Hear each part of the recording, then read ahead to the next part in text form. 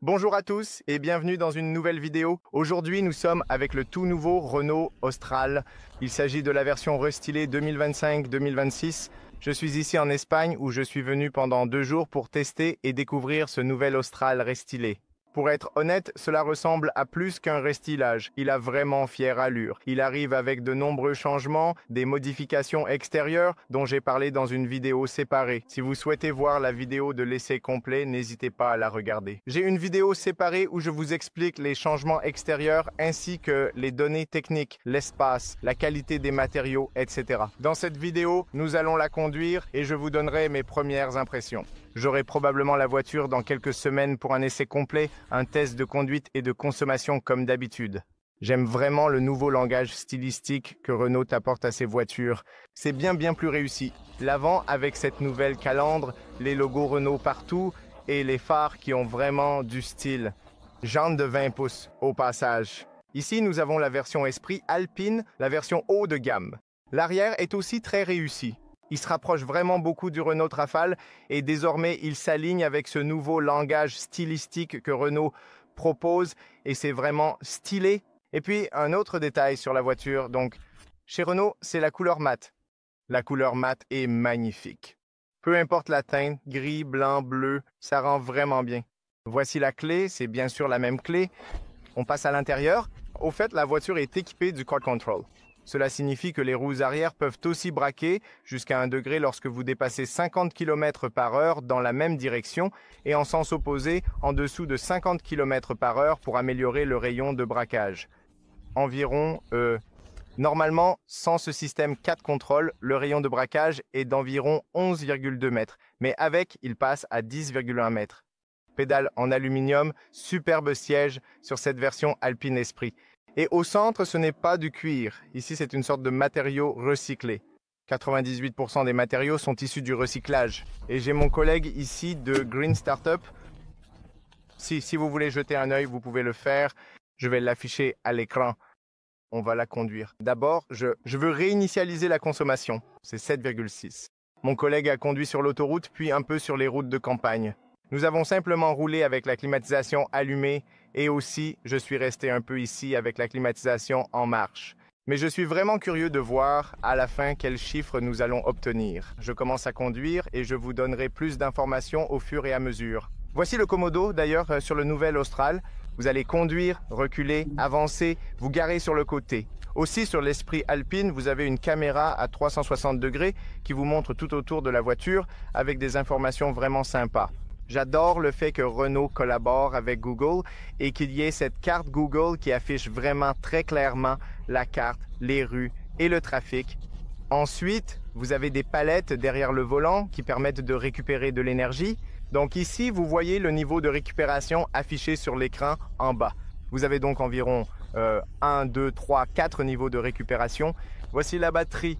Comme nous avons aujourd'hui la version full hybride, c'est cette version-là. Nous n'avons pas la version mild hybride à l'essai ici, donc probablement que je la testerai à l'avenir. Mais pour le moment, nous testons l'hybride complet. C'est aussi la version que je vous recommande d'acheter. Ici, vous pouvez voir le réservoir. Et voilà, on va la conduire et je vous expliquerai plus de choses au fur et à mesure. Laissez-moi ajuster les rétroviseurs parce que j'ai oublié de le faire, ainsi que le siège qui est réglable électriquement. Et les rétroviseurs, c'est très simple, vous pouvez les régler d'ici comme ça. Et maintenant, allons-y. Renault a annoncé qu'ils ont amélioré l'insonorisation sur ce nouvel Austral. Et en conduisant, sur la droite, bien sûr, j'ai clairement remarqué une amélioration de l'insonorisation ainsi qu'une amélioration du moteur. Ils disent qu'ils ont amélioré certaines parties du moteur et que le moteur est désormais beaucoup plus silencieux. Donc, on n'entend pas trop de bruit provenant du moteur et il n'y a pas non plus trop de vibrations. Et pour être honnête, j'ai l'impression qu'ils ont vraiment amélioré l'insonorisation par rapport à l'extérieur. Je n'ai pas entendu beaucoup de bruit venant de l'extérieur, ce qui est une bonne chose. Nous avons également du double vitrage à l'avant et du simple vitrage à l'arrière sur l'Esprit Alpine. Sur la version Techno, il n'y a que du simple vitrage. Cela aussi, c'est également très important, surtout à grande vitesse sur l'autoroute. Mais dans l'ensemble, on a l'impression que c'est une voiture mieux construite. Si vous me demandez, moi je dirais qu'elle est environ 10% meilleure que la précédente, 10 à 15% meilleure que la version précédente. Aussi quand on roule, la voiture est assez stable. J'aime conduire sur ces routes sinueuses et elle paraît vraiment stable. Là, nous sommes en mode confort, mais si on change d'ici, j'adore le fait qu'il y ait ce bouton qui permet de changer et on a le mode éco. Passons en mode sport. Maintenant, en mode sport, la pédale devient un peu plus réactive. C'est un peu plus sensible. Vous avez un moteur à essence, 1,2 litres, 3 cylindres, plus 2 moteurs électriques, un moteur électrique de 70 chevaux et un autre moteur électrique comme un générateur de 25 chevaux. Le grand moteur électrique permet de rouler uniquement en mode électrique et en ville jusqu'à 80% du temps uniquement en mode électrique. Il est équipé d'une transmission automatique, multimode, comme sur d'autres versions également. Et la capacité de la batterie est de 2 kWh. C'est une assez grosse batterie pour une hybride complète, ce qui est excellent. Franchement, ça reste bien. Maintenant, la suspension a été améliorée et pour être honnête, j'ai l'impression qu'il y a un peu moins de roulis, donc la voiture paraît plus stable, un peu plus ancrée au sol. Je ne peux pas dire que c'est plus souple parce que ce n'est pas plus souple. Je pense qu'ils l'ont améliorée d'une manière qui la rend beaucoup plus agréable à conduire, au moins en mode sport et aussi ici sur les routes sinueuses. Je n'ai pas eu beaucoup de temps avec la voiture, mais pour le temps que j'ai eu, c'était vraiment agréable. Aussi, on a les jantes de 20 pouces qui sont plus grandes et bien sûr des jantes plus grandes. Ce n'est pas super confortable, donc on sent bien qu'elles sont plus grandes. Mais en termes de tenue de route et de stabilité, je trouve que la voiture c'est merveilleux. Je veux dire, elle se conduit vraiment bien. J'aime aussi la taille du volant, la prise en main et le fait qu'il soit plat en haut et en bas, ce qui offre une excellente visibilité sur le poste de conduite. Elle est également équipée d'un affichage tête haute directement sur le pare-brise, ce qui offre une très bonne visibilité. À partir d'ici, vous pouvez aussi changer le niveau de récupération. Donc, vous pouvez l'augmenter. Ainsi, lorsque vous relâchez l'accélérateur, la voiture récupère l'énergie et la renvoie dans la batterie sans utiliser les freins. Et je trouve que c'est assez puissant pour une hybride complète. C'est presque comme une voiture entièrement électrique. Je connais certaines voitures électriques qui ont le même niveau de récupération que celle-ci. Et si vous passez au niveau 0, c'est comme si elle roulait en roue libre maintenant. Et ensuite, vous récupérez de l'énergie, par exemple quand on descend une pente. Donc c'est vraiment très utile. J'aime ça. En plus, cela semble très confortable et une autre chose qu'ils ont améliorée, c'est le soutien latéral des sièges. Les sièges sont maintenant différents et ils ont amélioré le soutien au niveau des épaules ainsi que le soutien latéral ici en bas. Et franchement, dans les virages sur les routes sinueuses, ça a vraiment amélioré le confort ici et ça vous maintient extrêmement bien, ce qui était justement le but. Donc ils ont réussi à faire ça plutôt bien. Autre point important à noter, la suspension a été améliorée ainsi que l'insonorisation. Le moteur et la boîte de vitesse ont été améliorés. Je n'ai pas eu l'occasion de tester comme une forte accélération, mais on peut le faire.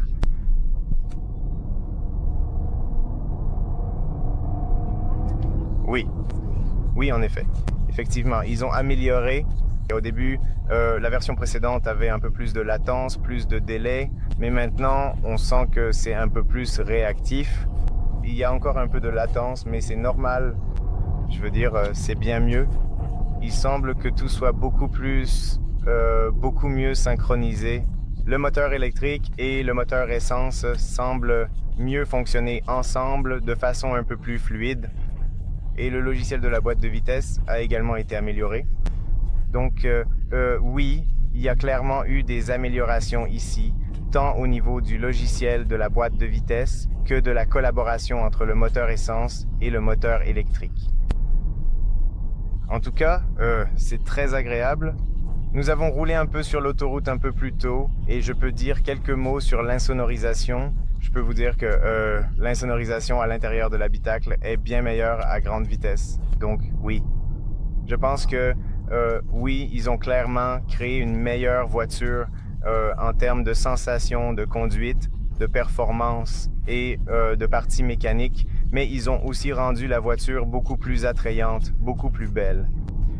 Donc oui, je ne sais pas si ça a vraiment du sens de rouler ici. Vous pouvez changer le mode de conduite à partir d'ici. Repasser en mode éco. Mais en général, oui, quand vous le mettez en mode éco, tout semble bouger lentement.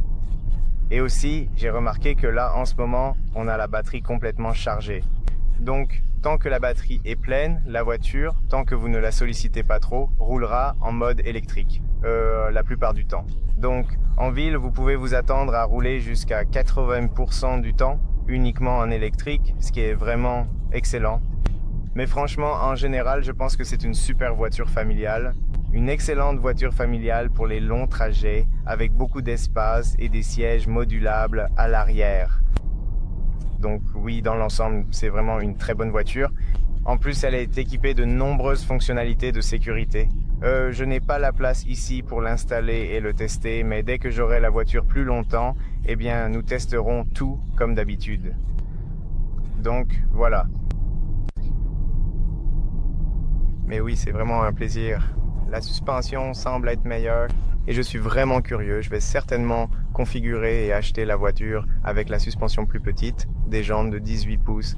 Je pense que ce serait bien plus confortable et combiné avec ce nouveau réglage, la suspension à amortissement, je pense que ce sera une excellente configuration pour avoir du confort, une bonne stabilité et oui. Et aussi, la direction semble être assez précise et plutôt bien réglée. On va juste conduire un peu plus et nous étions en montagne, puis nous redescendons. Et comme nous étions en montagne, vous l'avez vu un peu plus tôt, on était autour de 7 et quelque chose. Et maintenant, on redescend un peu vers notre point de départ. Donc, je pense que la consommation réelle devrait se situer par ici. Vous pouvez voir qu'on est à 6,3 litres, 6,4, c'est un peu une conduite mixte. Mais ce qui est aussi étrange, c'est le fait que quand j'ai pris la voiture de mon collègue pour la conduire, je l'ai prise avec 6-10 km et ici il nous reste encore une autonomie de 660 km. Et nous avons la moitié de la batterie parce qu'en descendant, la voiture récupère de l'énergie et nous roulons beaucoup en mode électrique. Donc c'est de plus en plus efficace. Plus on descend et plus on revient vers notre point de départ, meilleure est l'efficacité. Donc, la voiture est extrêmement efficace pour une voiture de cette catégorie. Pour un SUV, je pense qu'elle est vraiment très efficace. Quoi qu'il en soit, ce que je veux vraiment souligner, c'est que au début, nous montions et vous avez vu cette consommation de 7 litres et quelques. Et je me demandais aussi, pourquoi cela? Parce que habituellement, elles sont plus efficaces.